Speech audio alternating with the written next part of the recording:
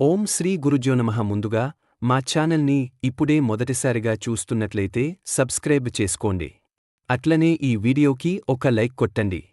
ఈ వీడియోని స్కిప్ చేయకుండా చూడండి, లేకపోతే అర్థం కాదు. ఈరోజు టాపిక్ ఎట్టిందంటే మరుగుమందు. అసలు మరుగుమందు అనేది ఎవరికి పెట్టాలి చెప్తా వినండి. మీకు మరుగుమందు కావాలంటే స్క్రీన్ మీద ఉన్న గురువుగారి నెంబర్కి కాల్ చేయండి.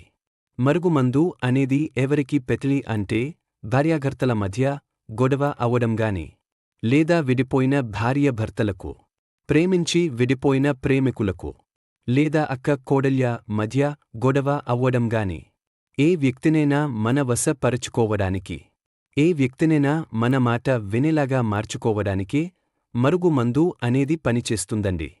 మరుగుమందు అనేది 2 రకాలు ఉంటాయండి. ఒకటవది పొడి, రెండవది లిక్విడ్. పొడి అంటే మనం తినే తాగే వాటిలో పెట్టాలి. ఉదాహరణకి చికెన్, మటన్, జ్యూస్, టిఫిన్ ఏదైనా సరే మనం తినే తాగే పదార్థంలో పెట్టాలి. లిక్విడ్ అంటే మనకు బట్టలకు గాని, చెప్పులకు గాని, తలకు గాని ఎక్కడికైనా రాయవచ్చు మరియు పూసేయవచ్చు, లేదంటే చల్లవచ్చు. తర్వాత రిజల్ట్ అనేది వస్తుంది.